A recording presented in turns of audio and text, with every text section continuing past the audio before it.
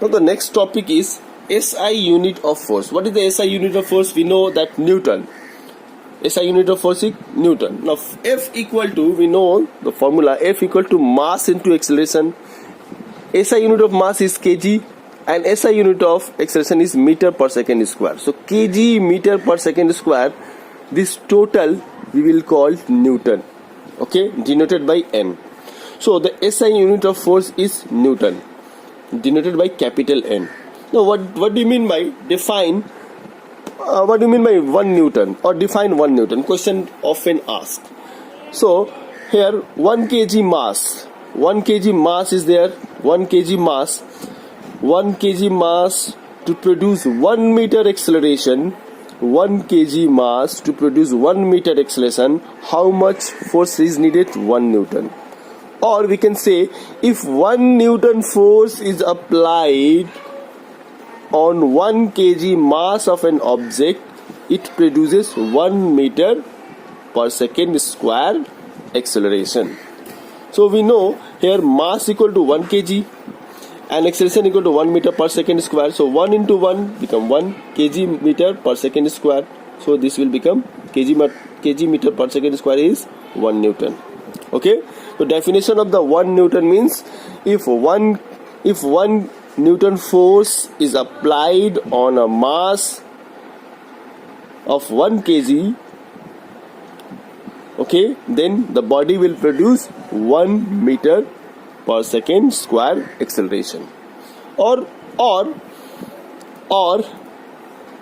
then we can say in another way, you can use this one or this one. Okay, this one is easy. I'm telling this one also. Now, if the mass of the body is 10 kg, okay, mass of the body is 10 kg. So, if the mass of the body is 10 kg, now to produce 10 kg mass of a body, acceleration will be 1 by 10 meter per second if force is 1 Newton. Or we can say that if 1 Newton force is applied on a body having mass 10 kg, then it produces 1 by 10 meter or 0.1 meter per second square acceleration. Okay, I'm telling once again, if 1 Newton force is applied of a body having mass 10 kg, then it produces 0.1 meter per second square acceleration. Here same thing, F equal to ma, mass is 10 kg and acceleration is 1 by 10. So this 10 and this 10 will cancel. Kg meter per second square, 1 kg meter per second square and kg meter per second square equal to 1 Newton. Okay, so this is the SI unit of force. Now CGS unit of force is dyne. CGS unit of force is dyne. What is dyne? Force equal to mass into acceleration. Okay, now unit of mass is gram and unit of acceleration is centimeter per second square. Just like same, meter per second square, here centimeter per second square.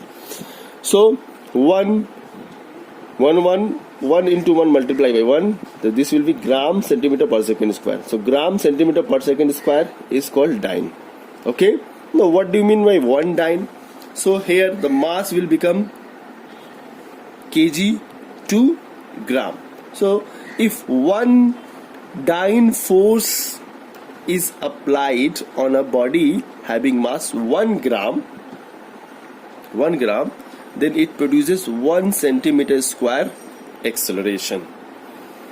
Okay, 1 centimeter square acceleration. For example, here if a body having mass 1 gram, to produce 1 centimeter square acceleration,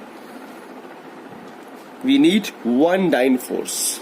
Okay, to produce, here we can say like this also, to produce 1 meter per second square acceleration or having the body having mass 1 kg, then we need 1 Newton force. So here F equal to ma, mass, unit of mass is 1 gram and acceleration is 1 centimeter per second square. So gram centimeter per second square we will write dyne. Okay, now the most important is the relation between Newton and dyne.